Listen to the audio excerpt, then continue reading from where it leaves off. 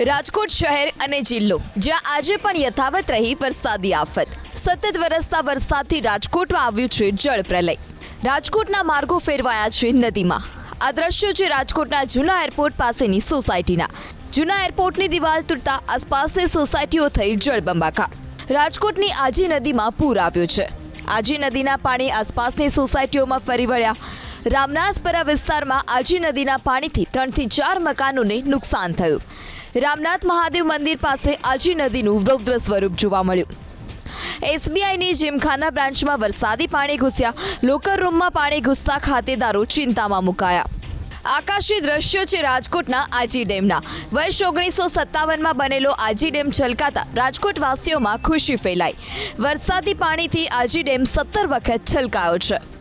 ભારે વરસાદને લઈ રાજકોટમાં સેનાની એક ટીમ તૈનાત કરાઈ. સૌરાષ્ટ્રમાં જ્યાં જરૂર પડશે ત્યાં સેનાના જવાનો તાત્કાલિક પહોંચી શકે તે માટે વ્યવસ્થા કરાઈ. વરસાદી પાણીથી સર્જાઈ દર્દનાક દુર્ઘટના પણ. ગોંડલના મોટી ખીલોરી ગામ પાસે પાણીના પ્રવાહમાં કાર તણાઈ.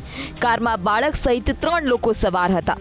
બાબરા તાલુકાના રાયપર ગામના જયેશભાઈ રાદડિયા, સોનબેન અને ધર્મેશ કારમાં જઈ રહ્યા હતા. આ સમયે મોટી ખીલોરી ગામ પાસે કોઝવેમાં કાર તણાઈ ગઈ. ઘટનાની જાણ થતાં જ ગોંડલથી ફાયર બ્રિગેડની ટીમ ઘટના સ્થળે પહોંચી. જોકે ત્રણેયને બચાવી ન શકાયા. જેતપુરના રૂપાવટી ગામે ફુલસર નદીના ચેકડેમમાં એક યુવાન ડૂબી ગયો હતો. આજે તેનો મૃતદેહ મળી આવ્યો. સતત વરસતા વરસાદથી ગોંડલના રેલવે સ્ટેશનના અંડરપાસમાં કેડસમાં પાણી ભરાયા. પ્લેટફોર્મ પરથી બીજા પ્લેટફોર્મ પર જવા માટે મુસાફરોને મુશ્કેલીનો સામનો કરવો પડી રહ્યો છે. ઉપલેટા તાલુકાનું લાઠ ગામ ફરી સંપર્ક વિહોણું બન્યું. ભાદર 2 ડેમ ઓવરફ્લો થતાં લાઠ ગામ બેટમાં ફેરવાયું. તો જામકંડોરણા તાલુકાની જામદાદર ગામની નદીમાં પૂર આવ્યું છે. નદીના પાણી ગામના પાદરમાં ફરી વળ્યા. સતત વરસતા વરસાદથી રાજકોટ સહિત સૌરાષ્ટ્રમાં વીજ પુરવઠો ખોરવાયો છે. પીજીવીસીએલના અનુસાર 500થી વધારે વીજ થાંભલા તૂટી ગયા છે, તો 1012થી વધારે ફીડરો બંધ પડી ગયા, જેને લઈ 400થી વધારે ગામોમાં અંધારપટ છવાયો છે.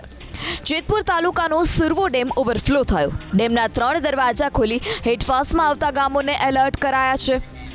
વરસાદી આફતને લઈ રાજકોટના પ્રભારી મંત્રી રાઘવજી પટેલની અધ્યક્ષતામાં બેઠક મળી, જેમાં પદાધિકારીઓ અને અધિકારીઓ હાજર રહ્યા. રાઘવજી પટેલના અનુસાર વરસાદ વિરામ લેશે ત્યારે ખેતી પાકમાં થયેલા નુકસાનીનો સર્વે કરાશે, તો રાજકોટ અમદાવાદ હાઈવે પર પડેલા ગાબડાનું સમારકામ કરાશે.